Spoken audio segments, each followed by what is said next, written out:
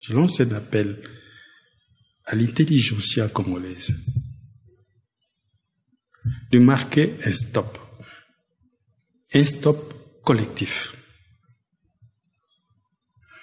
pour qu'on arrête de faire la politique sur des schémas simplistes, sur des schémas opportunistes. Pensons à tout ce que d'autres pays ont mis en place comme industrie de l'intelligence pour résoudre leurs problèmes. Et lorsque le plus petit pays de la sous-région attaque de manière récurrente les plus grands pays de la sous-région, il est peut-être bon qu'on jette un regard sur nous-mêmes. Quelles sont les faiblesses internes qui donnent à ses voisins le désir de nous envahir? Notre République doit devenir viable à l'intérieur. Vous savez, nous sommes devenus indépendants le 30 juin 1960 sans désir d'émancipation par les savoirs et sans volonté de renouveler notre humanité qui avait traversé quand même 5 siècles de chosification par la traite négrière et quasiment 100 ans de vassalisation coloniale. Nous n'avons pas renouvelé notre humanité. Et pire que ça, nous sommes devenus indépendants avec une constitution élaborée par les Belges, dont la dernière mention stipule donnée à Bruxelles par les rois de Belge. C'est la charte fondamentale, c'est ça. Comment pouvez-vous devenir indépendant avec une constitution élaborée, écrite, discutée et confiée par les colonisateurs? D'où l'importance de réinterroger les contenus de notre indépendance. C'est pour ça que je lance un appel à l'intelligentsia nationale. À travers votre antenne, permettez-moi de le faire. Il faut que cette guerre du Rwanda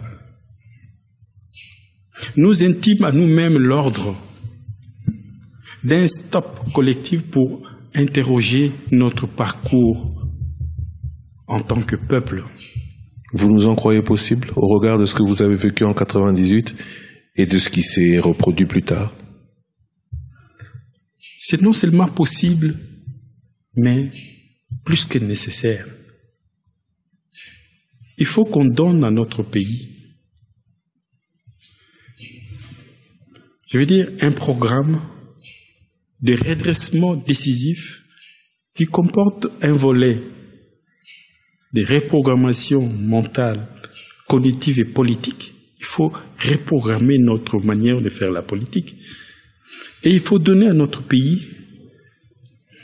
j'allais dire, un projet de nation, un projet inviolable des nations, où quel que soit le gouvernement qui prend la responsabilité du pays, que nous donnions des ordres. Il faut chaque année construire 1000 kilomètres d'autoroute. Il faut construire chaque année 500 kilomètres de rails. Il faut. Quel que soit le gouvernement qui sera en place. Qu'on rédige, mais de manière urgente, un atlas des valeurs culturelles traditionnelles de notre pays pour construire l'unité culturelle qui serait le socle de l'unité nationale.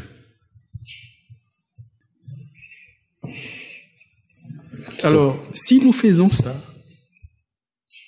nous allons réaliser le rêve de Lumumba qui avait dit à Kasavubu dans l'avion, « Soyons grands, comme notre pays est grand. » Mais il faut que nous soyons grands par la pensée et par les actes, comme notre pays est grand au travers de ses ressources et par la géographie.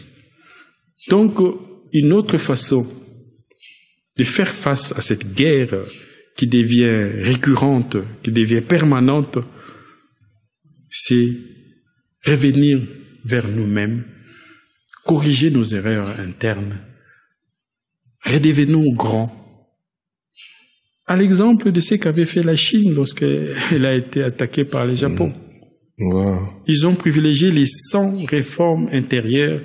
Il y a la résistance et les 100 réformes majeures où l'intelligentsia, l'élite, a fait une trêve politique pour se rassembler comme un seul homme, un homme blessé, un homme martyrisé qui décide de réparer ses plaies intérieures pour faire face vigoureusement aux dangers externes. Voilà les défis qui nous restent à faire.